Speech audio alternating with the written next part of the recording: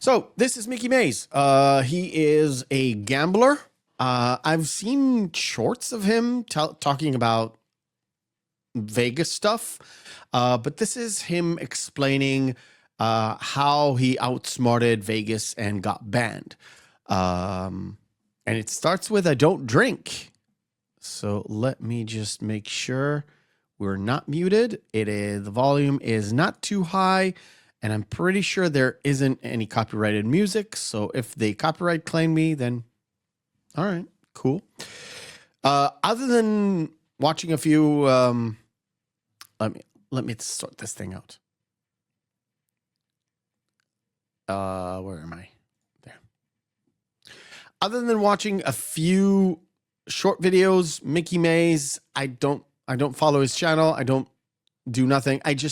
This particular video just popped up in my feed, and I thought, well, that's interesting. 10 minutes, pretty nice. I kind of know who the guy is, but I don't know the ins and outs. So let's check this out. This is how Mikki Mase got banned from Vegas. We go there and there. Let's check it out. Don't drink, I don't drug, I don't curse, I don't go to strip clubs, I don't make material or financial transactions for sex, I don't eat pork, I don't eat sugar, I don't drink caffeine. When I was in middle school and high school. That's it's pretty straight edge for a guy that is filled with tattoos. I was like a really wild kid. People would say like, he's gonna die in prison. He's gonna be a loser forever. And I had all these dreams and aspirations, and I used to speak on them all the time. So you were in prison? I just don't. So he doesn't do those things that he mentioned at the start. Maybe he doesn't do them now, and he used to do them, so he's reformed. Don't know. And hey, I'm gonna be something one day, and everyone's like, yeah, whatever, man, So when I got banned, what happened with the ban is like, I was making $1 million a week in net profit. Whoa. I knew he was a gambler, but I didn't know he was a gambler. Holy hell. Okay. And it wasn't that it was like it wasn't like I would show up to Vegas every weekend and every weekend leave $1 million richer. It wasn't like that. It was like I'd go for, one session and win $3 million net profit. And then I wouldn't come back for 3 weeks. And then I'd come back and I'd win $5 million. Then I would leave and I wouldn't come back for 5 weeks. So when you average it all out, shit, it came out to $1 million net profit a week. Okay. Then they started to ban me, and it was like, imagine. Yeah, you would think that the casino, the house, doesn't want to lose, so they ban all the good gamblers. Yeah, I get it. Imagine like my job is to go to the casinos and make money, right? But then they ban you. It's like getting fired. It's like, okay, I got to go find like another place of work for my specific skill set. Right. And if you're like a carpenter, then you're like, okay, I got to go find somewhere else to do carpentry. I got to go find more houses to plumb if you're a plumber, right? And more houses to plumb. Okay. So eventually it was like all of the places to do carpentry or plumb or whatever my skill set was wouldn't take my work anymore. So I was essentially out of work. And then there are still casinos in the world and in America that will let me gamble.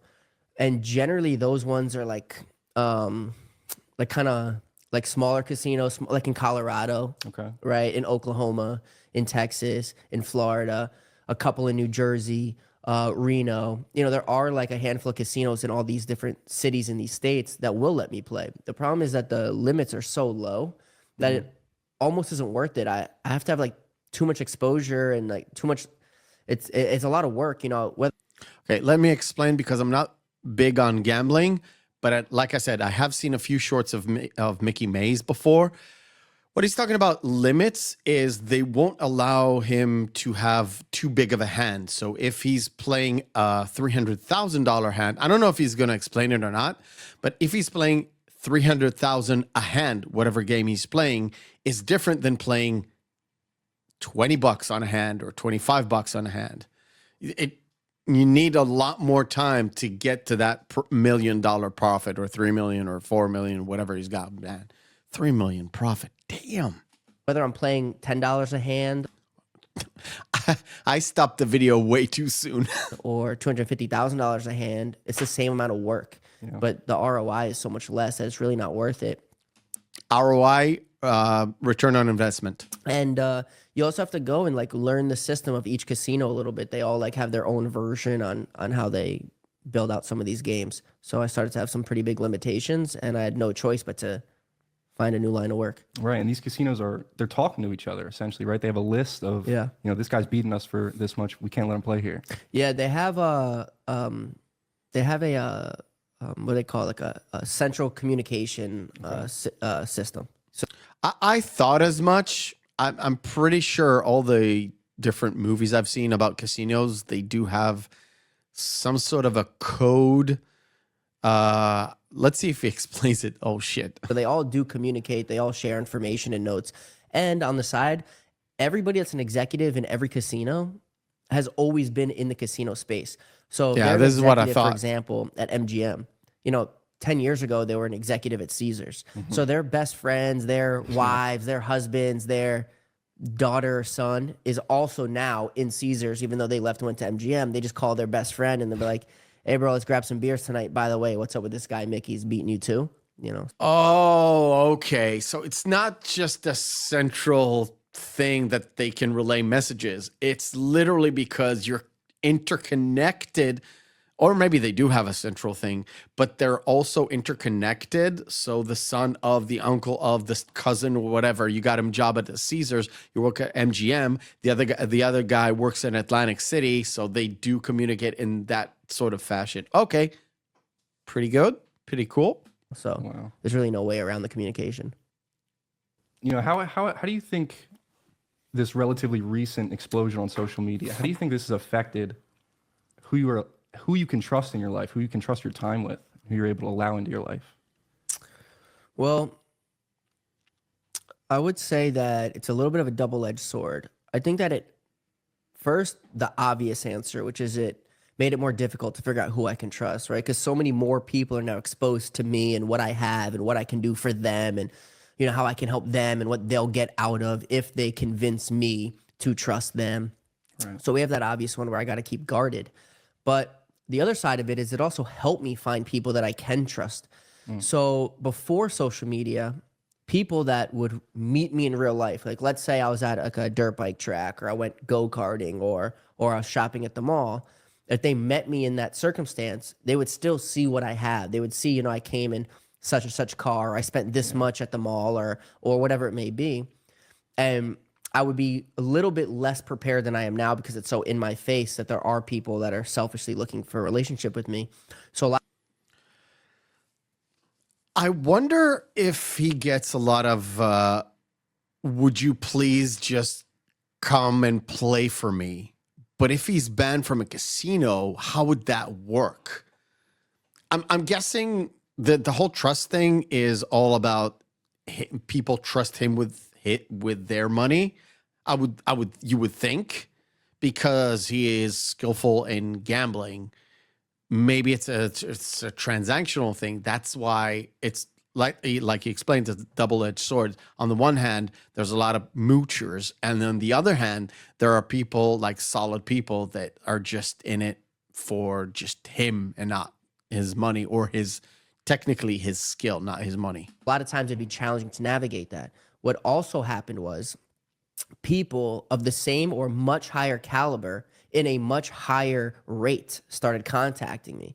So, when there's people that I know are way wealthier, way more power, a bigger network, bigger public figures, stuff like that, when they contact me, we both know in this relationship that they're larger than I am. So what can they really be trying to take from me?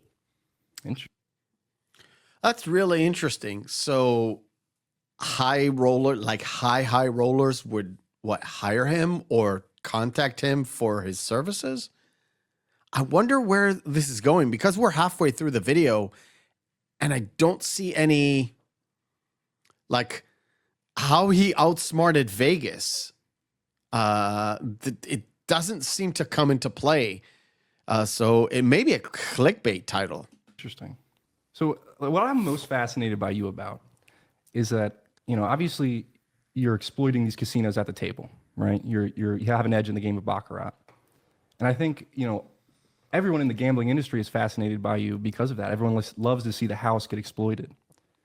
But it seems like you're taking it a step further. You know, you obviously beat them at the tables, but then off the tables, you use their bands to build this brand and do so many cool things, like this Shaken Hearts thing I see on your Instagram. Can you talk a little bit about that? Yeah, so Shaken Hearts is a foundation I started. So what we do is for free, we offer help to anybody struggling with alcoholism, drug addiction, mental health, such as depression and anxiety, and gambling addiction. I know that a lot of people, like influencers and celebrities and, you know, whoever, it's very uncommon for me to see them offering something that they don't gain from and helps their fans and the consumer. Usually, you know, it's like you know, promote this product because I'm being paid to, whether the product is good or not. And I don't make money on social media. I've never done paid promotions. I've never done paid advertising, paid partnerships. I don't have like sponsorships. I don't do. I still don't understand the point. They're talking about his social media, his generosity, his lack of sponsorships and all that stuff. Where's the outsmarted Vegas and got banned part? Apart from, oh, you killed them at the Baccarat table. Okay. Where is it? Anything of that nature. And it's not that I wouldn't, it's that anybody who's contacted me, if they have a product that they're either unwilling to be fully transparent with me and the services that that product or service is offering, or I don't like the product, I don't think it's in the best interest of the well-being of my consumers, then I'm unwilling to push it on people. I think that I've been put in a position of influence and power, and you know, I get a lot of exposure. And I think that a lot of people can be manipulated and persuaded to spending their money on things that aren't good for them, things that are even harmful to them. So I'm not really into. I mean, Mickey's pretty admirable for doing this. Okay, I get it. Where's the title? There's 4 minutes left. All that. So anytime someone's contacted me, which is like 10 times a day, Right. I say, you know, I need a deep dive. I'm going to have my team audit your books, and I want to know what the product is. I want to know what the service is. I want to know what we're really working with before I push something, you know, ill-intended on my consumers. So when it comes to Shaken Hearts, you know, I don't drink, I don't drug, I don't curse, I don't go to strip clubs, I don't make material or financial transactions for sex, I don't eat pork, I don't eat sugar, I don't drink caffeine, I don't, you know, I don't do a lot of things like that, and it's all for my own reasons. But because of this, a lot of like what actually happened was a lot of the rappers I'm around, they knew that I don't drink or drug, or a lot of them are abusing drugs and alcohol. And promoting it in their music. Right, and promoting, exactly. And a lot of their managers also know I don't drink or drug, and I'm in the scene a lot. So a lot of them have reached out to me and saying, hey man, like, can you teach me how to stop drinking or drugging? So I would, you know, I'll help anybody I can. And slowly what I found was they wanted to repay me for it. And I was like, I don't need money, like I'm okay. They go, well, what can we do to make it right? And I said, offer help to somebody else. Right. So they started talking on their pay, like Instagram.